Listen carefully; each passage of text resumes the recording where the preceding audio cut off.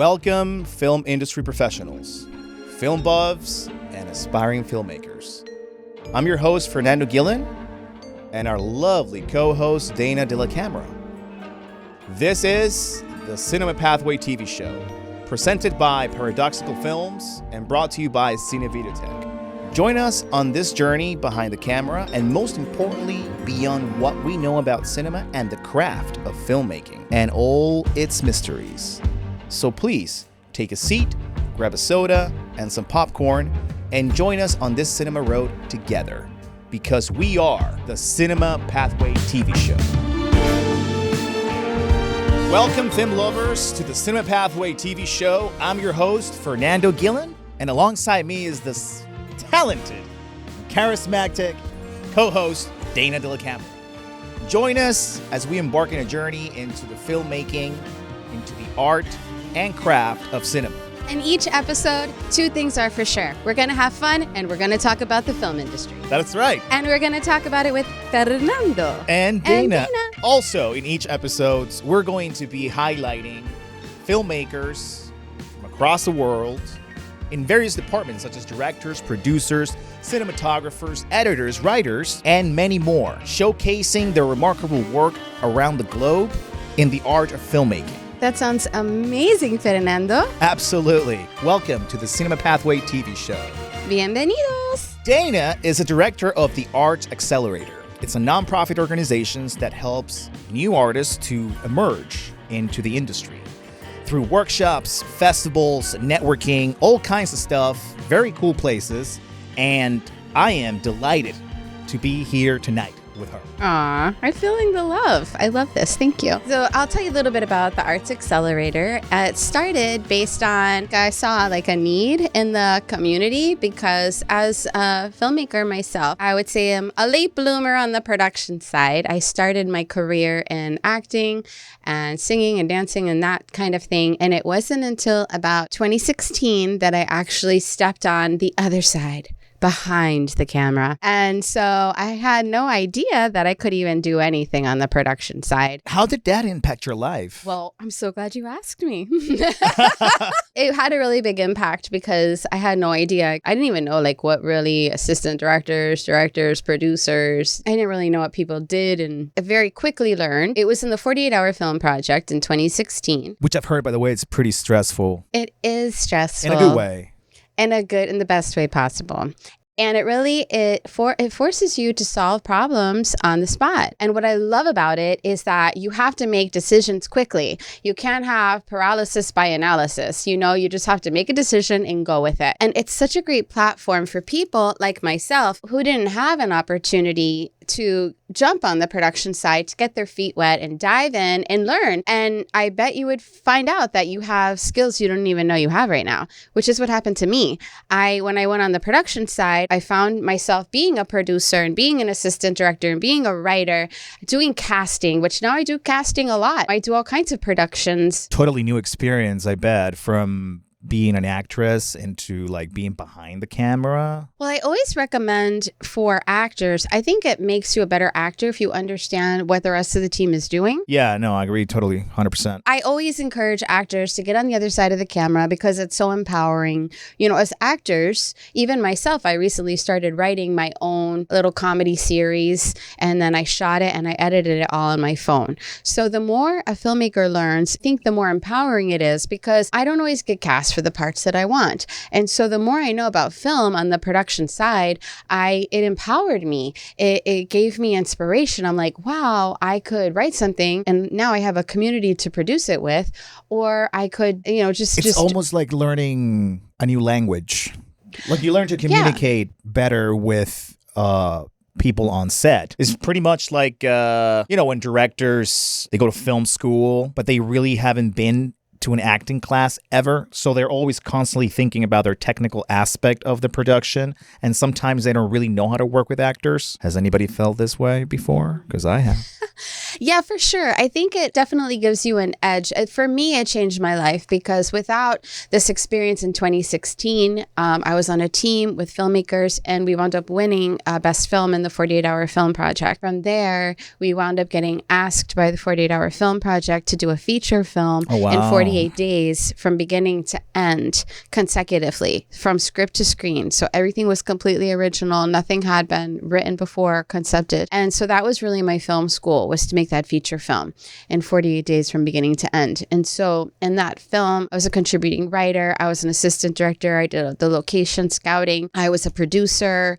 I also was an executive producer and helped raise funding for it. So that was my training ground. And a lot of that, my business background came in because I have a master's in management and human resources. And so I was able to see how my business background set me up for success, because I used to do a lot of really big events in human resources, like career fairs and job fairs and stuff like that. And so all of that event planning background I saw could be transferred and applied in the film world. And that was really exciting to me, because it really opened so many doors. And now I can get hired, not just for acting. If I don't get cast, I can also get hired to do, one of the other things. So wow, that's a very impressive resume. Yeah, which I was super excited, because I recently cast for a pilot episode that was just recently shot here, that's now shopped around. And I love when I can cast local talent for these opportunities. And I also cast a couple of actors in The Reject, which was a feature film that premiered at the Urban Film Festival this year. Going great. I mean, it's running the film festival circuit now. And I get cast for a lot of other short films and cast a commercial. It's really cool what's opening up for me outside of. In 2016 for the 48-hour film project was that I took the weekend off and I didn't get cast as an actor. And so instead of me being like, oh, F this, I'm out, I was like, no, I'm here, or took the weekend off. Let me be useful. What can I do? Anything. I'll do anything. Yeah, no, it was like that. Like, I'll get the coffee or whatever, Exactly. like, it's fine.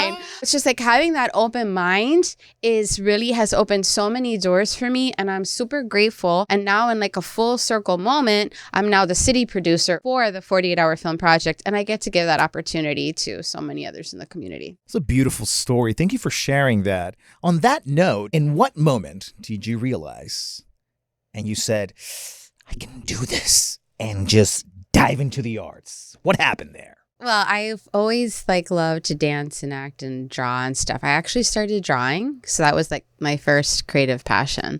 My mom would take me to the movies, and then I would come home and draw the characters. And then she was like, oh, this looks similar to the character. There's something there. There's something there, definitely. Yeah. So that was kind of my first. And I started as a visual artist for a few years when I was maybe 7 or 8. But before that, I was dancing. I did start tap, ballet, jazz at 5. And then I started singing with my mom in the church choir.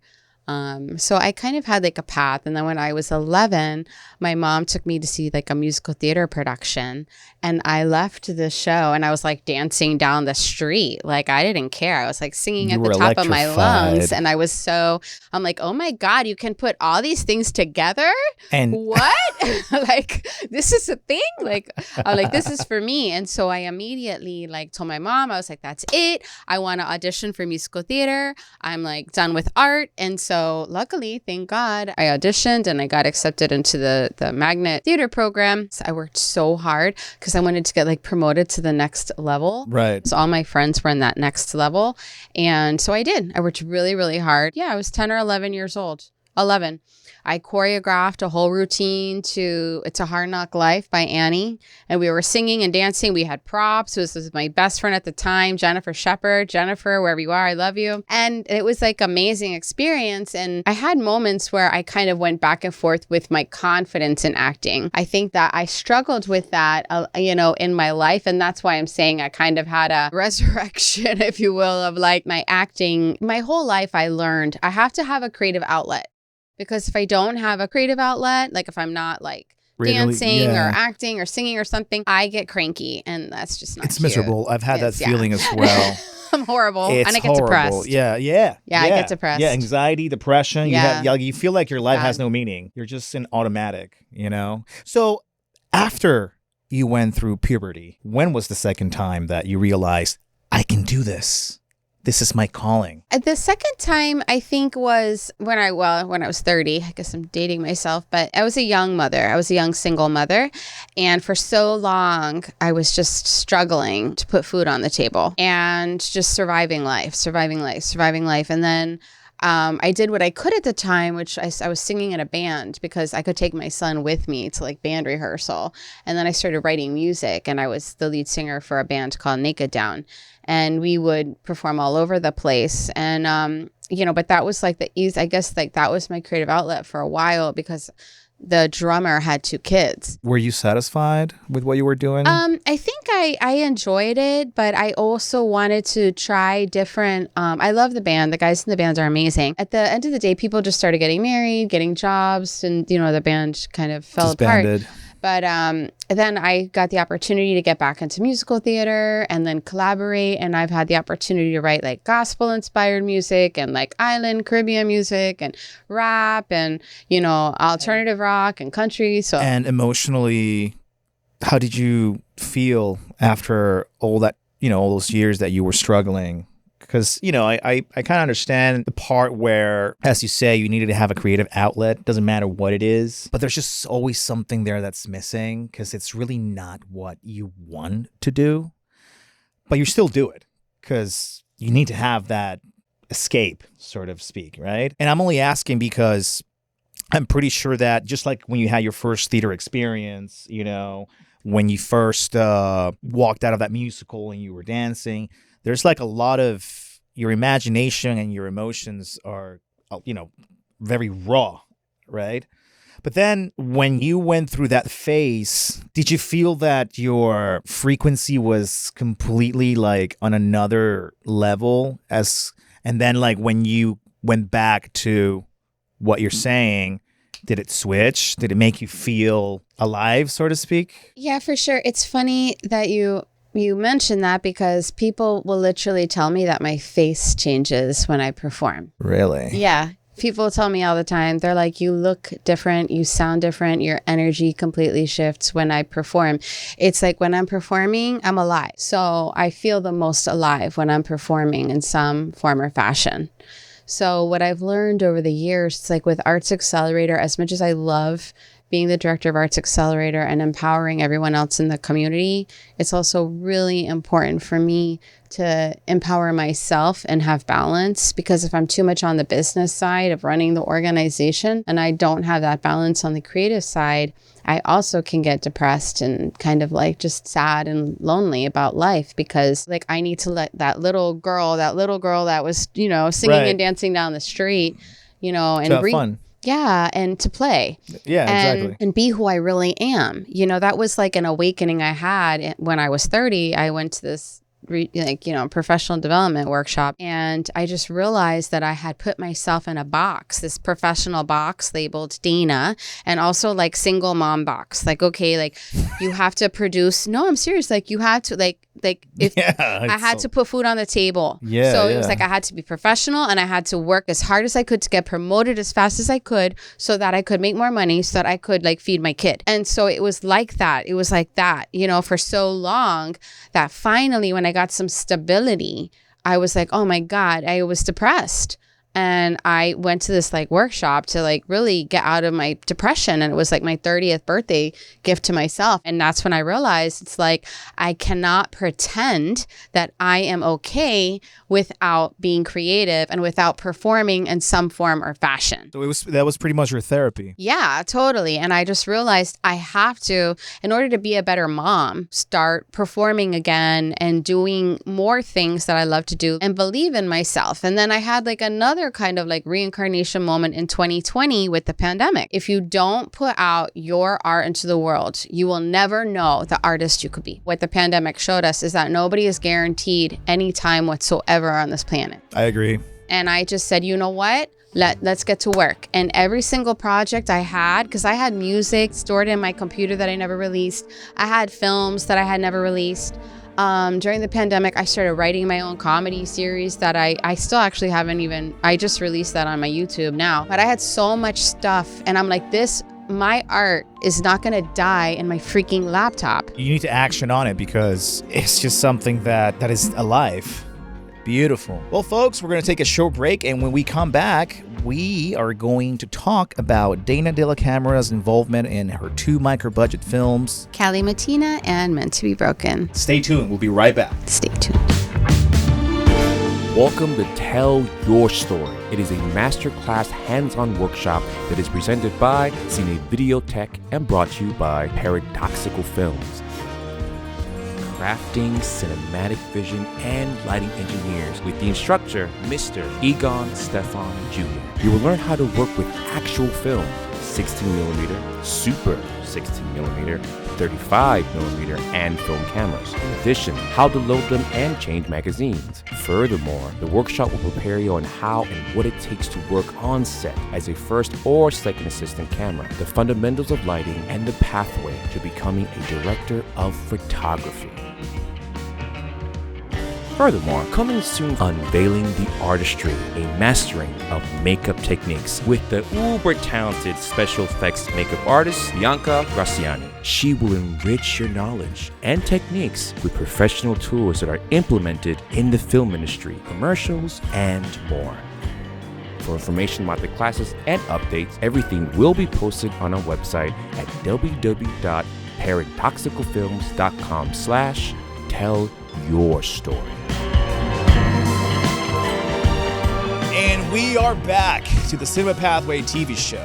Now, in the last segment, Dana, you spoke about being involved in 2 productions in 2 different films. Tell us about that experience. Were you prepared? The first one was called Cali Matina, and it was a feature film. They were both feature films. The other one was called Meant to be Broken. But the Cali Matina was really my first feature film. That was the one. So the team that I wound up winning the 48-hour film project with in 2016, we got invited to shoot a feature film in 48 consecutive days. That was right after we won the festival. So how was that experience filming every single day?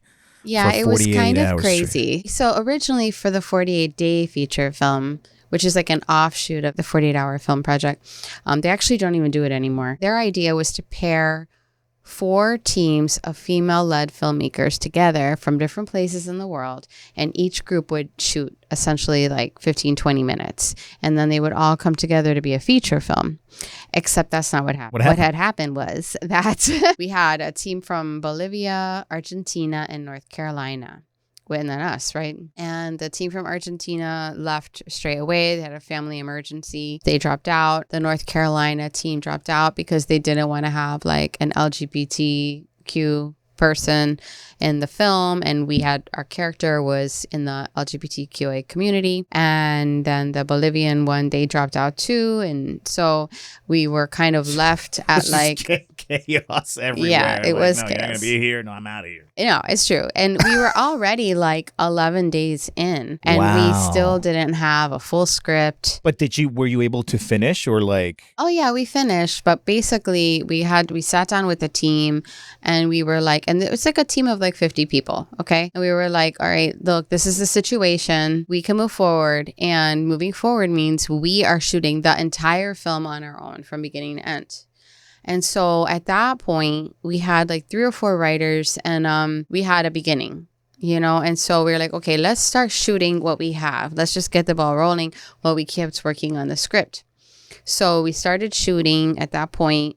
And in this project, I wound up being producer, executive producer, assistant director, casting, location scout, like whatever needed to happen. Basically, you did everything almost. Well, I wasn't directing, and I didn't do cinematography, editing, or crafty, you know. Luckily, I was working with very talented filmmakers and, you know, cinematographers, directors. So that part, they took care of that, thank God. Our art department was like on fire, like amazing.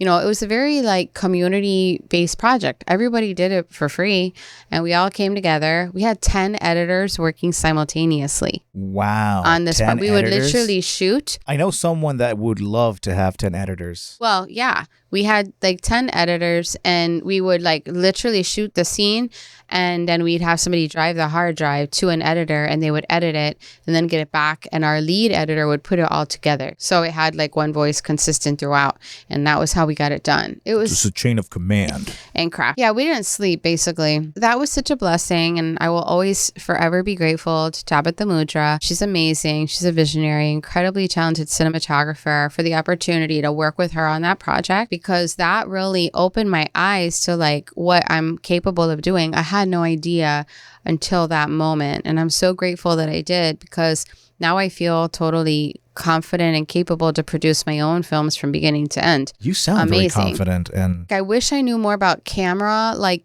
camera and lighting and stuff like that.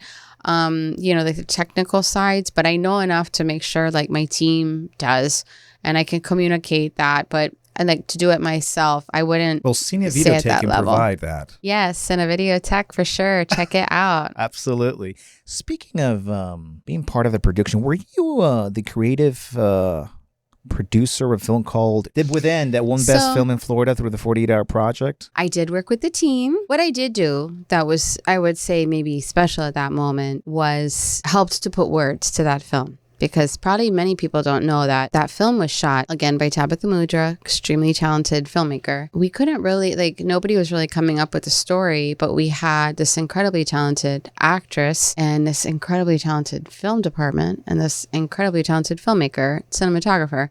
So we just started shooting concept pieces based on the 48-hour film project requirements, which at that time, it was the name of a character the character name was Regina. The occupation was a pharmacist. We got, I think, like sci-fi for the genre. And we had to have pills in the... Oxy? Oh, we had to have popsicles.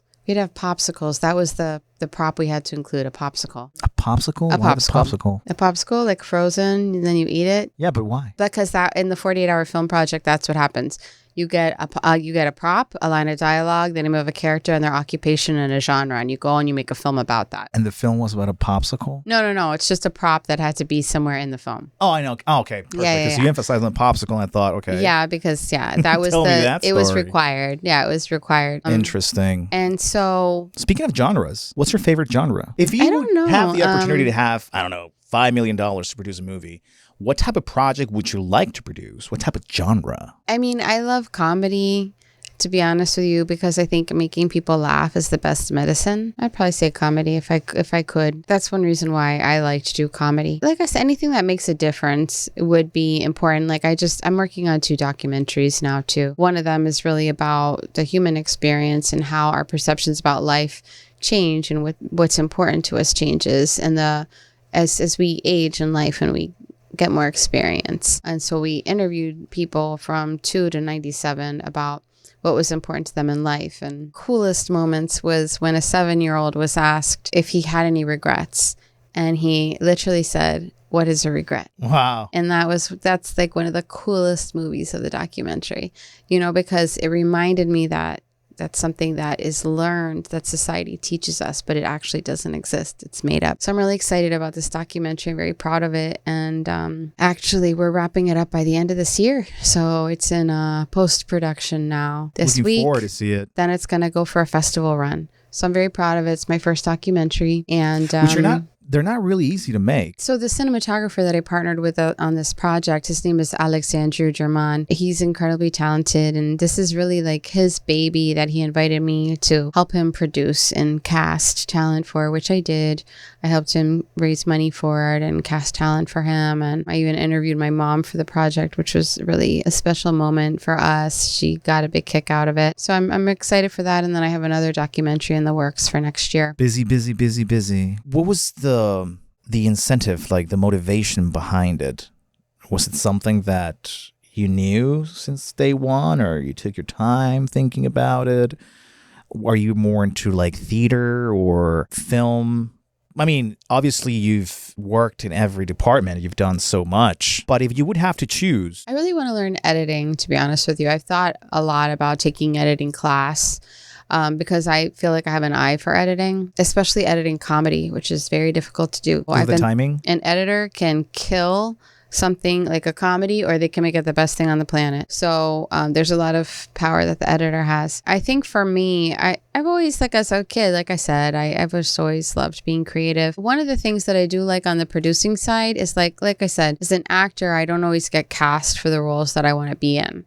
And then sometimes as an actor, I've been in so many like films, and then the director decides they don't want to release it. And then you're like, okay, so we just spent all this time, we did all this stuff, or the scene that I was in was cut. Yeah, Or that's really whatever. frustrating. It's super frustrating for an actor because here I am, like one in particular, I love the filmmaker. The script was amazing. I was super excited to play the character. I spent like a couple days in Key West out in the water, like for hours on end. And then they wound up cutting the scene. And I'm like, I was so sad, because, and that's the thing is like, look, who am I to tell a director what to do? That's their story. That's not for me to say. I'm just the actor. Only they can bring their story to life. And talking about the industry, wow, you just reminded me about something with that experience that you had in the Keys. Like I had a similar experience. The production value was really good. And I was in Florida for like 7 days. I was eating just nuggets almost every day, crawling in the mud, like ants biting me everywhere. And I was having fun. And at some point, I remember that for some reason, I think I had like a photo shoot and I had to shave my beard. And then the director, she blamed it on me that the production stopped. Not on my watch. You're going to have it.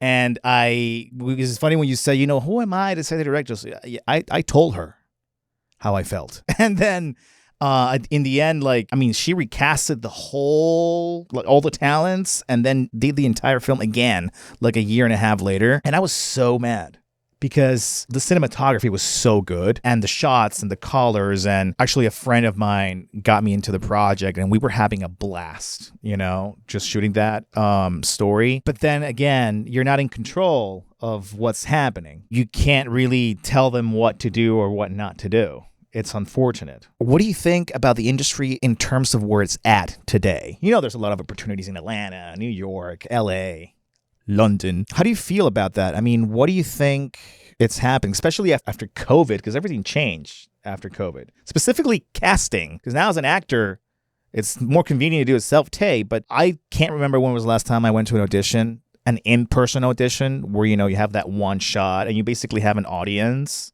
And you have like that adrenaline because you're scared and you're excited and you have all these emotions. Now, when you do a self-tape, you have to be your own editor, your own costume designer, your own director, your own critique. I don't know.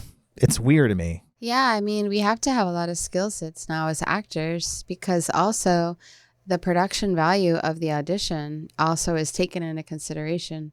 So I think it's, just like anything, you have to adjust, you have to be flexible and learn and do the best that you can.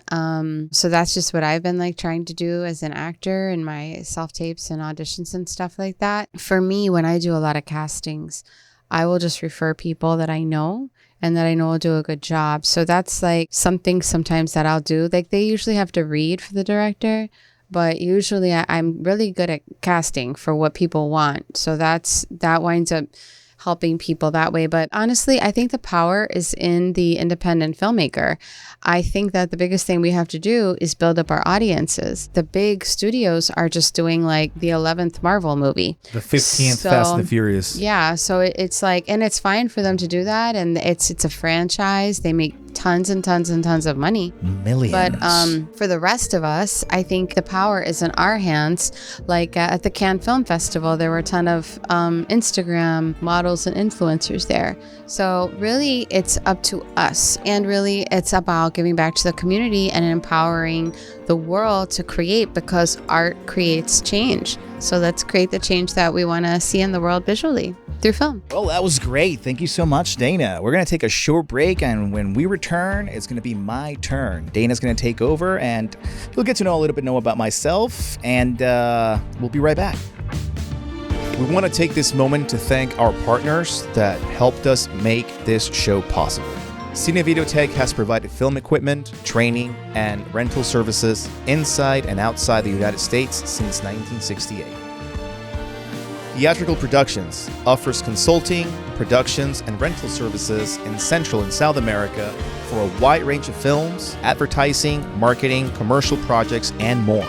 Art Accelerator is a nonprofit organization that helps emerging artists accelerate their careers through film classes and film industry networking events. Welcome back, film family. So I am Dana Delacam, your co-host, and now it's my turn to interview Fernando Guillan. So Fernando has been in lots of short films, feature films, also everything from Shakespeare to Eric Bogosian. So we're super excited to learn more about you, Fernando.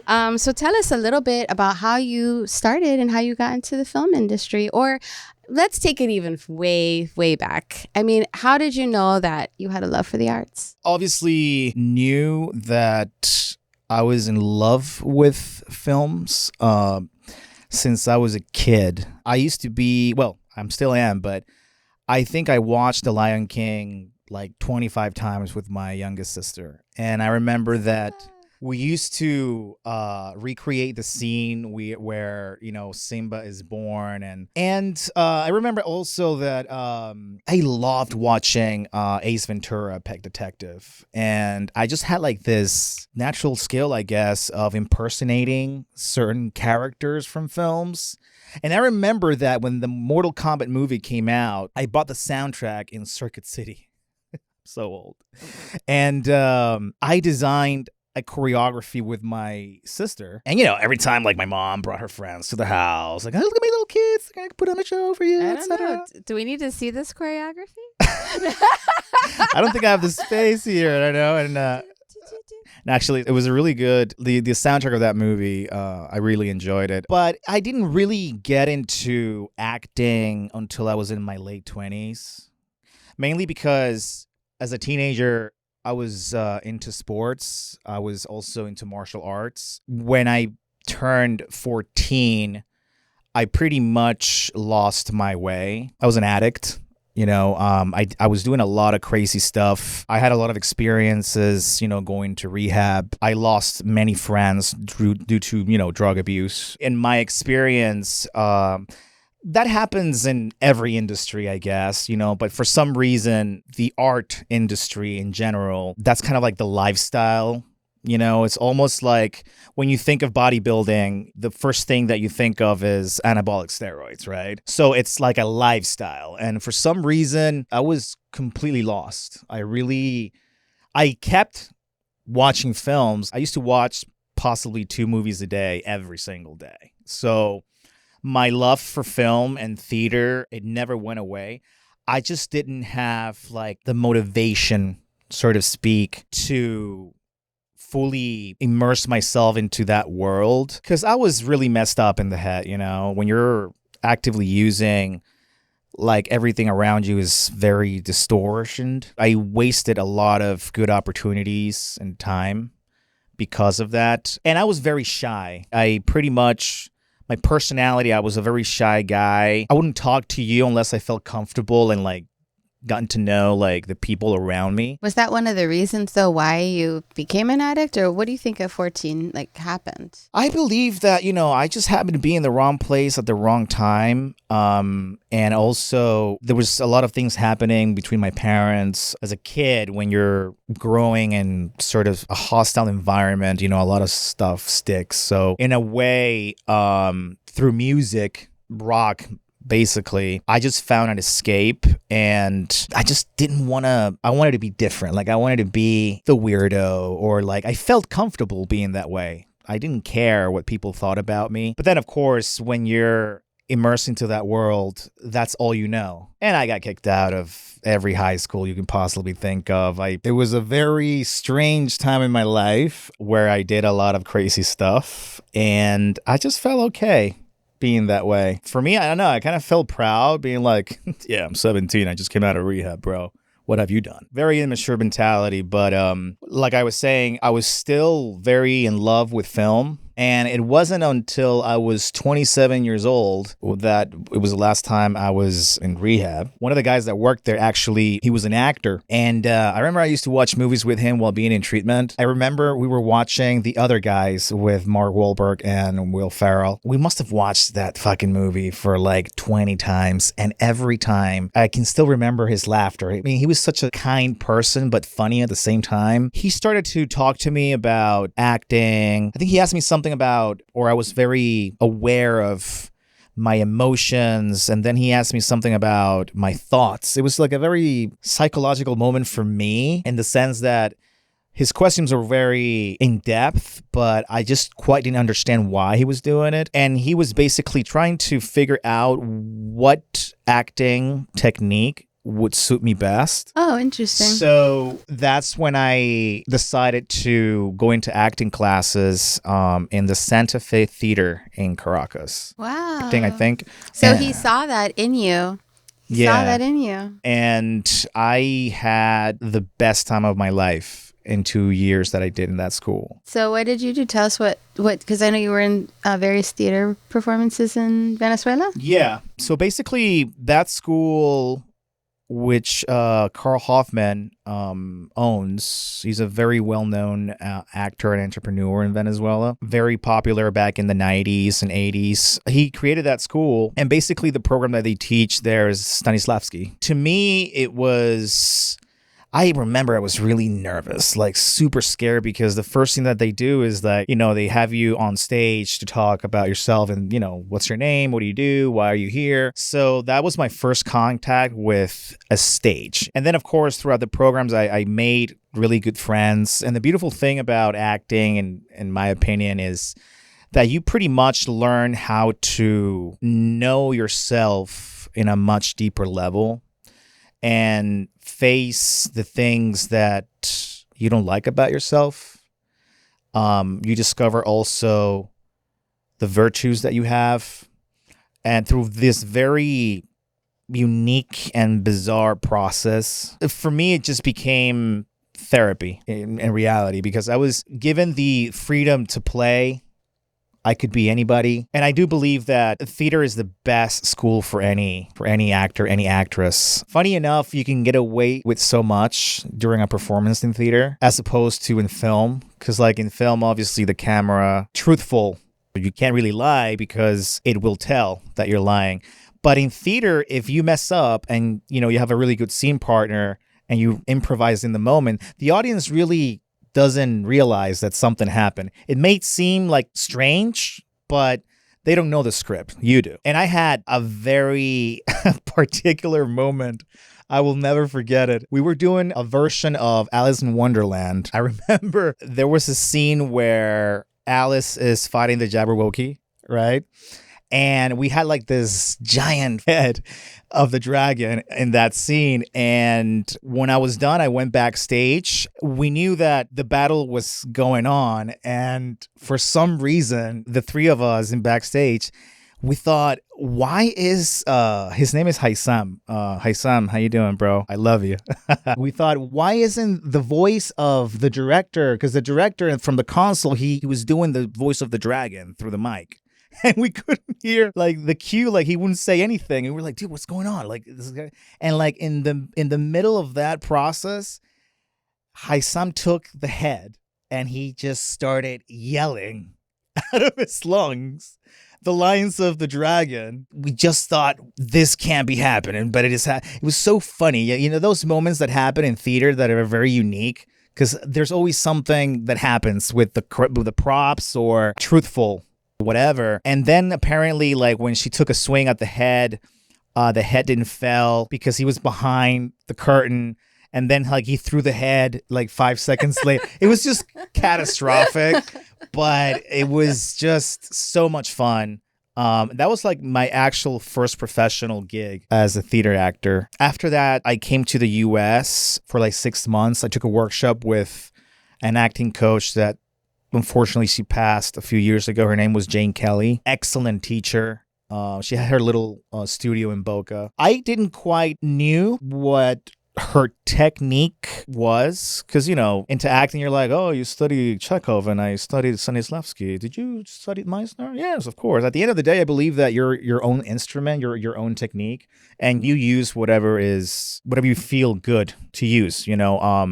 I don't think that there's a specific technique or method that makes you better or worse. I think that you absorb and take the best of whatever technique you're studying and you just make it your own. And she did that. She took from Meisner and made her own. I did a couple of gigs when I went back to Venezuela that year in the theater. When I came here in 2015, 2015 officially, I took many workshops with Roberto Goicoechea. He's not only my friend, but he is the acting coach of a lot of celebrities from Telemundo, from Spain as well. And I also studied with Ruben Morales, who is the official coach in Telemundo. So, I started to network with a lot of people in Miami. I met some people at the New York Film Academy. I did some short films for them. So what do you like better, stage or film? I really like film because I feel that it's a way of becoming immortal in its own context. I like both. I have a lot of respect for theater. It's not an easy thing to do. And it's very magical because you have the energy of the audience. One of the most difficult audience I've ever performed for were kids. They're so truthful. Yeah, kids don't play. They just tell you how it is, They period. they will tell you how it is. And at the same time, it's like, the more you scare them, the more they like it. I remember that one time after the show was over, we went to the lobby to take pictures with the kids, and this little girl was taking pictures with all the characters. And then when she saw me, she told me, "I don't want to take pictures with you because you're very mean." And she walked away. I felt broken.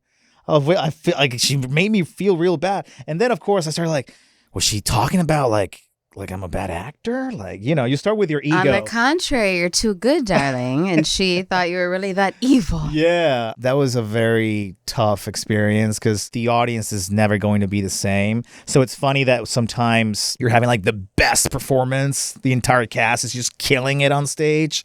And everybody's just like this. Nobody laughs. Everybody's quiet. And then like the next day you do it again and you forgot a line, somebody fell on stage or a light went off, I don't know. And like people are just laughing from the minute you come out till you're done. But there's always that energy, that adrenaline. In fact, it got to a point where I was always aware if I'm not feeling scared, if I'm not feeling like my heart rate is elevated because the adrenaline kicks in, something's not right. Because Have you ever felt that way? Yeah. And that scared me a lot. But I don't know if it was just anxiety, but that's something that I always welcomed because that's basically the fuel that you need to, perform. The thing about theater, though, is that there's no cuts, there's no second takes. If you're sweating, you have to suck it up and sweat. In film, you have like production and, you're taking like a mini break. So that's like an advantage in film. I like the process of filmmaking. The approach in terms of acting obviously is very different as opposed to theater. So tell us about some of the film projects you've worked on and how did you prepare for those characters? Well, I think that the first one I ever did was for the New York Film Academy. Somebody connected me with a student there. The girl's name was Elizabeth Burbano. And what was cool about it is that she invited me to the school because she was studying a master's for film direction or something. I don't know, production, directing, I think. Through her, I was able to network with the students in the school. So basically, she would bring an actor, the professor would have all the cameras, and she will teach her how to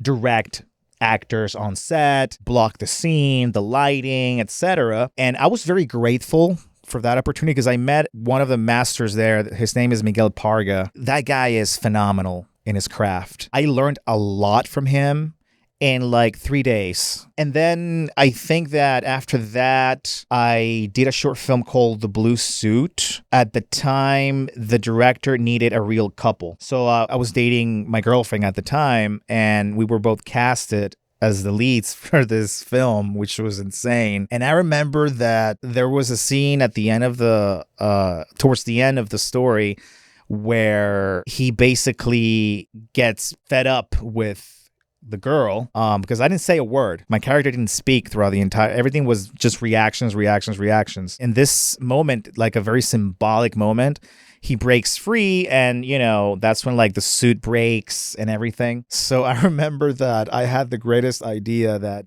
when we pulled up at the hotel for the shoot because of the scene. I thought like, okay, how do I make her like be genuinely like mad at me? Very organic. So this already sounds bad. I remember, and she hated me for it. I remember that we pulled up. She told me something.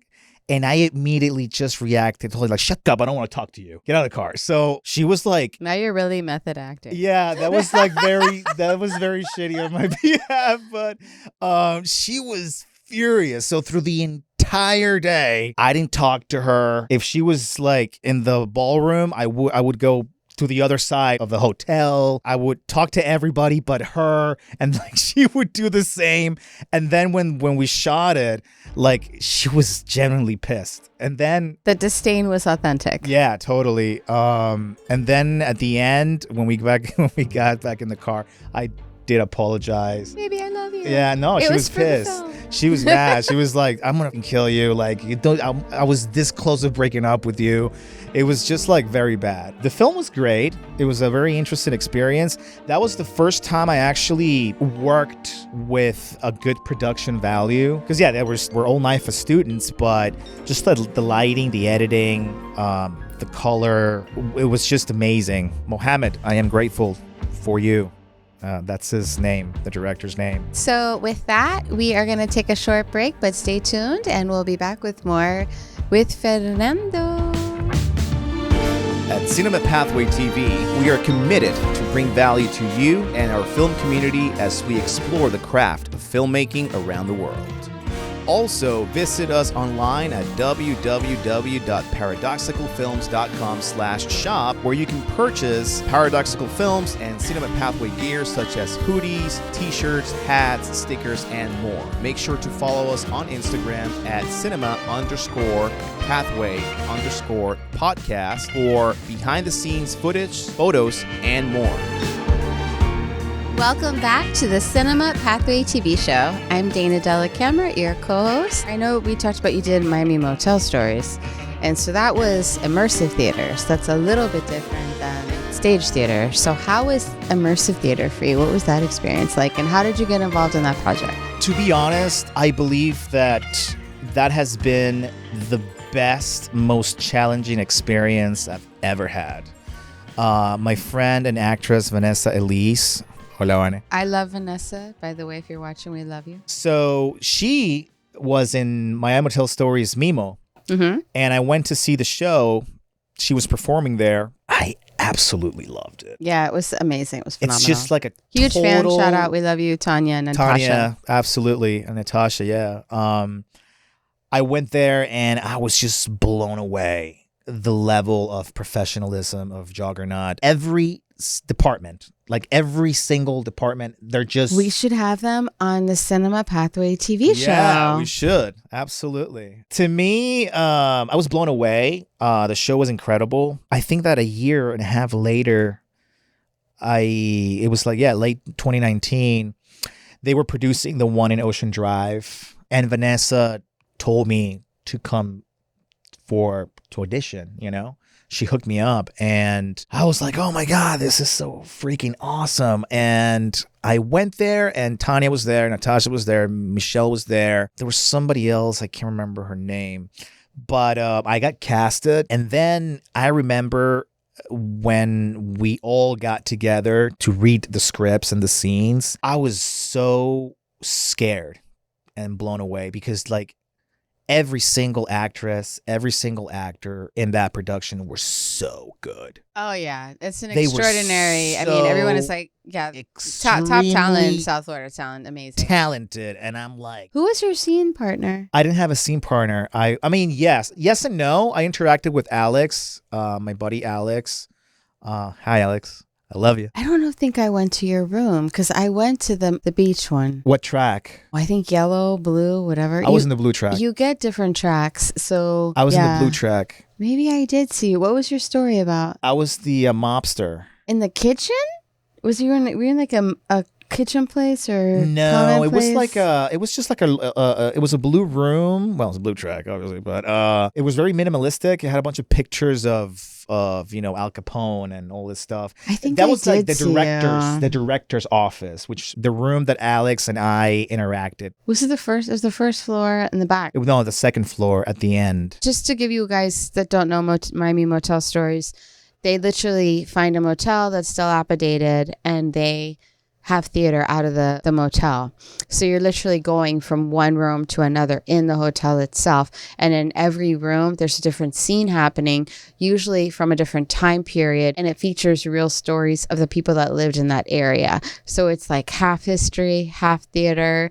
It's really an extraordinary production. It really is. And what I liked about it, it's a hybrid between theater and film. It's a bizarre experience because it's not a stage. It's like you said, it's a room and you can literally, the audience can stand or sit anywhere. The actors are not breaking the fourth wall. So it's like watching a scene live, but it's very intimate. I had a blast in that production.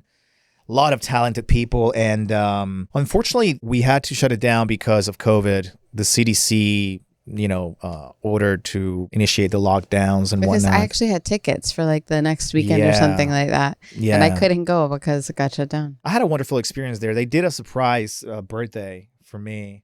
Because you remember that at the end, when you walked out, there was like a bar, a DJ or a band, yes. the Miami Motel Story, logo. People would take pictures. So I remember that I had parked in the front of the motel, and on my way out, I go into, the kitchen where everybody met and had the coffee. On my way out, Michelle asked me like, "Hey, where you going? Like, you're not gonna stay for a while?" I'm like, "No, I'm tired. I got to drive back to Boca, etc." And she was like, "There was somebody asking for you in the back." So when I went, everybody was there, like, "Happy birthday!" Aww. And like, the DJs. It was just like a very beautiful moment. They're a family. Yeah. They treat you like a family. They're very professional, extremely talented. Everybody. I was really blessed to be part of that production, and I can't wait to have a second run.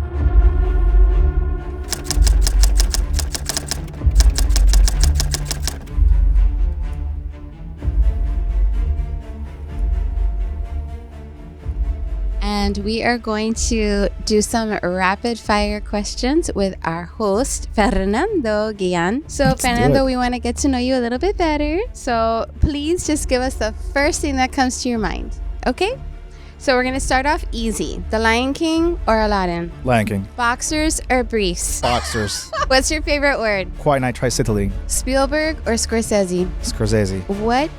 What's your favorite place to travel to? A beach. I'm going to give you a top 3. What are your top 3 favorite movies? It would be Heat, directed by Michael Mann, the Back to the Future trilogy by Spielberg, and the trilogy of The Lord of the Rings by Peter Jackson. Predator or Terminator? Predator. How do you wish to be remembered? I haven't thought about that. Well, if you did think about it, what is it called? An epitaph. An epitaph is what would you want on your tombstone? That's kind of morbid, but that's... I think I would like to be remembered as a nice guy. Who is an actor or an actress that you've always wanted to work on or work with? I really enjoy Tom Hardy's work. I think he's phenomenal. If I would have to pick an actress, Rebecca Ferguson. And what's a part that you've always wanted to play? An action hero. Words that you would want to share with the audience, like as far as inspiration goes, or maybe even actors that are thinking about getting into the industry? I would say that, like with everything, you need to be consistent, you need to be patient, and also need to understand that overnight success, it's really not overnight success. There's a lot of things in the industry, or at least in the acting department, that the majority of the time is really not in your control.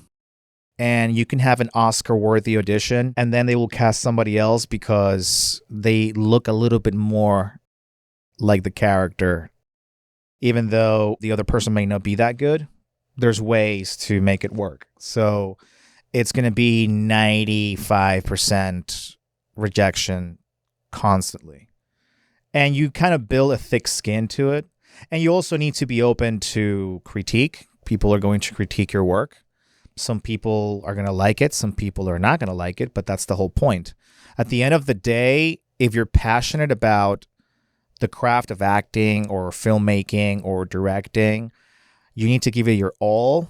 Be okay with the result because that's your work. That's you expressing your feelings, your thoughts, and you're using it to also inspire and give a message to the viewer. And obviously, ego, it's a good thing, but you need to also learn how to control it because there's nothing more beautiful than humility. Being a humble person gets you very far in this business. I have met many people that are extremely talented, and I've met people that are not so talented. I have no idea why those people that are not really so talented are just involved in everything. And I think that part of networking also comes into play. And of course, you got the dark side of the industry as well, which we're not going to talk about because we're having a really good vibe. So what had you decide to become a host for Cinema Pathway TV show? Well, I was approached by the amazing, talented, charismatic Freddie Rodriguez. His project started about 2 years ago. I have a good feeling that